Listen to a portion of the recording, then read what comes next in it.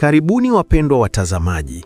Leo tutawaelezea historia ya vita vya msalaba vya kwanza vilivyotokea mnamo mwaka 1096 hadi mwaka 1099. Vilikuwa vya kwanza katika mfululizo wa vita vya kidini au vita vya msalaba ambavyo vilianzishwa, kuungwa mkono na wakati mwingine kuongozwa na kanisa la Kilatini katika zama za kati. Lengo lao lilikuwa kurudisha nchi takatifu ambayo ilikuwa imetekwa na ukalifa wa Rashidun katika karne ya 7 ili iwe chini ya utawala wa Kikristo. Kufikia karne ya 11, ingawa Yerusalemu ilikuwa imetawaliwa na Waislamu kwa mamia ya miaka, mwenendo wa watawala wa Seljuk katika eneo hilo ulianza kutishia wakazi wa Kikristo wa huko, safari za kuhiji kutoka magharibi na dola la Byzantine lenyewe. Msukumo wa mapema zaidi wa vita vya msalaba vya kwanza ulitoka mwaka 1095, wakati mfalme wa Byzantine Alexios Komnenos alipotuma wawakilishi kwenye baraza la Piazenza ili kuomba msaada wa kijeshi katika vita vya dola lake dhidi ya Waturuki wanaoongozwa na Seljuk. Hii ilifuatiwa baadaye mwaka huo huo na baraza la Clermont, ambapo Papa Urban wa pili alitoa hotuba ya kuunga mkono ombi la Byzantine na kuwahimiza Wakristo waaminifu kufanya safari ya kuhiji yenye wakiwa na silaha kuelekea Yerusalemu. Wito huu ulipokelewa kwa shauku kubwa na watu wote wa tabaka mbalimbali katika Ulaya Magharibi. Maelfu ya Wakristo, wengi wao maskini, wakiongozwa na kasisi wa Ufaransa aliyeitwa Petro Mtawa, walikuwa wa kwanza kujibu.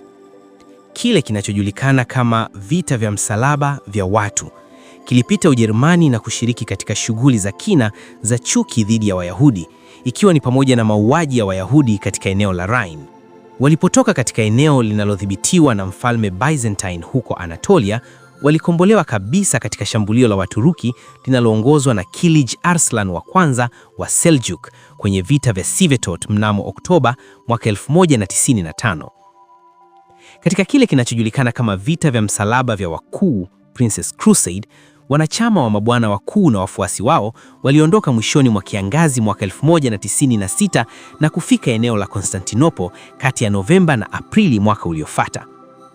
Hii ilikuwa jeshi kubwa la kimwinyi linaloongozwa na wakuu mashuhuri wa Ulaya Magharibi, vikosi vya Ufaransa kusini chini ya Raymond wa 4 wa Toulouse na Adhemar wa Lepui, wanaume kutoka Upper na Lower Lorraine wakiongozwa na Godfrey wa Bouillon na ndugu yake Baldwin wa Boulogne, vikosi vya Italo-Norman chini ya Bohemond wa Taranto na mpwa wake Tancred, pamoja na vikosi mbalimbali vya Ufaransa kaskazini na Flemish chini ya Robert Curthose wa Normandy, Stephen wa Blois, Hugh wa Vermandois na Robert wa pili wa Flanders.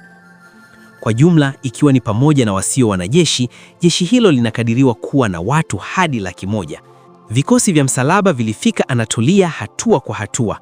Kwa kuwa Kilij Arslan hayupo, shambulio la Wafaranki na shambulio la majini la mfalme Byzantine wakati wa kuzingirwa kwa Naisia mnamo Juni mwaka 1097 kulisababisha ushindi wa awali wa vita vya msalaba. Mnamo Julai, washindi walishinda vita vya Dori-Laiyam wakipambana na wapiga mishale wenye silaha nyepesi waliopanda farasi wa Kituruki. Baada ya safari ngumu kupitia Anatolia, washindi walianza kuzingirwa kwa Antioch na kukiteka mji huo mnamo Juni mwaka 1099.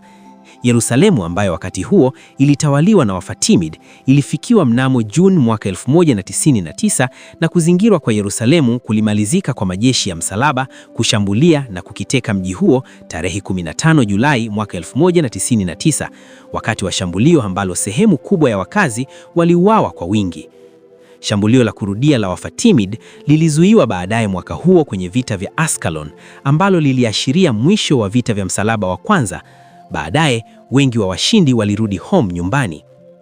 Huu ni mukhtasari wa simulizi hii. Hebu tuende hatua kwa hatua ili uweze kunielewa vema, ndugu mtazamaji. Mataifa ya Kikristo na ya Kiislamu yalikuwa katika migogoro tangu kuanzishwa kwa Uislamu katika karne ya 7. Katika kipindi cha takriban miaka 120 baada ya kifo cha mtume wa Kiislamu Muhammad mwaka 632, majeshi ya Kiislamu yaliteka Levant, ikiwa ni pamoja na Yerusalemu, pamoja na Afrika Kaskazini na sehemu kubwa ya peninsula ya Iberia, maeneo yote ambayo hapo awali yalikuwa chini ya utawala wa Kikristo.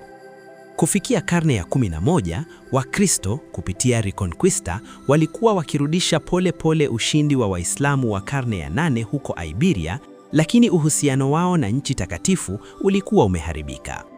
Mamlaka ya Kiislamu katika Levant mara nyingi ilitekeleza sheria kali dhidi ya maonyesho yoyote ya wazi ya imani ya Kikristo.